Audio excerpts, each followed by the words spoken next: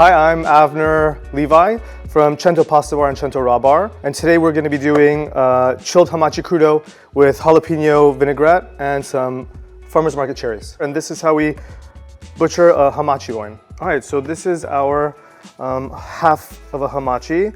And so I like to dry it down really nicely.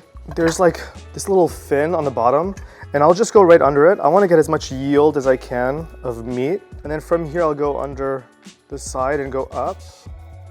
And then again, I'm just shaving along the side, and really there's not a lot of waste. Then I'll take off the belly bones, and I go 2 by 2. I mean, everybody could do it their own way. I go 2 by 2. I feel like, again, the yield is much better and I have cleaner cuts.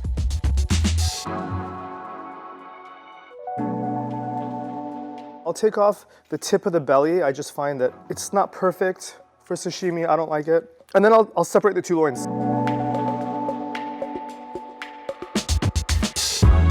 I'll just toss this. This has like the bloodline. Just take the skin off. Super easy. Sharp knife. Just let the knife do all the work. Like, as you can see, I don't like the red. It tastes a little irony, so I'll just take that off. Okay, so now that we've butchered our fish, or you've bought your fish from a local market or seafood shop, this is how I cure it. Super easy. Regular kosher salt, not iodized salt. And I just make sure I cover every square inch. Pack it down if you want.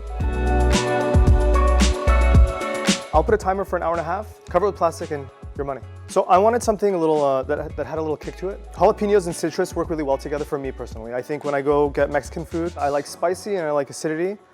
And so I wanted something to complement that. The cherries I was at the market and I love cherries and I thought they looked really pretty. And the purple with the green, I just thought they were really pretty. So for the broth, we have to get to juicing. I do 2 parts lemon, 2 parts lime, and then 1 part orange.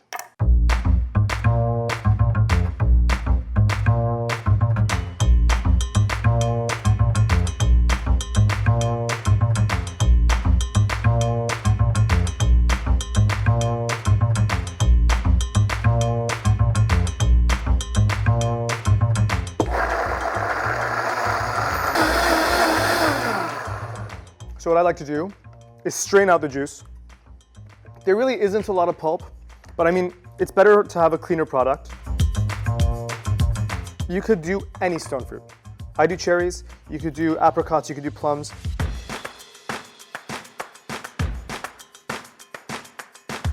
So this is Thai basil. I like Thai basil on this. Again, everything is just super floral. I use the smaller leaves that are like sprouting. I find that it doesn't overpower the fish. It's a better mouthfeel, you know, small piece of fish. Instead of having the same size piece of basil, you just have a smaller one. It complements the fish instead of overpowers it. The fish is done curing. The texture now should be a little tighter. That's why I cure it. I want it to be a little tighter. It releases a little bit of its moisture. And now I think the flavor comes through a little more also. I think it's not well seasoned, but it's got a hint of seasoning, which is really nice. I like to go maybe 1/4 inch.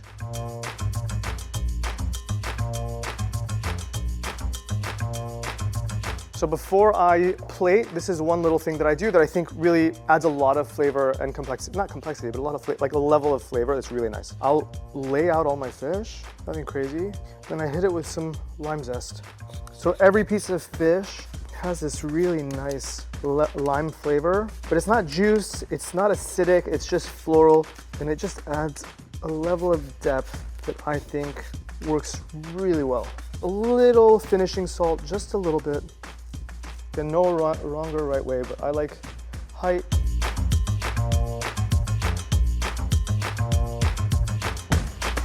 One more thing is I like to have a chilled plate. So pop your plate in the freezer for maybe 7-10 minutes.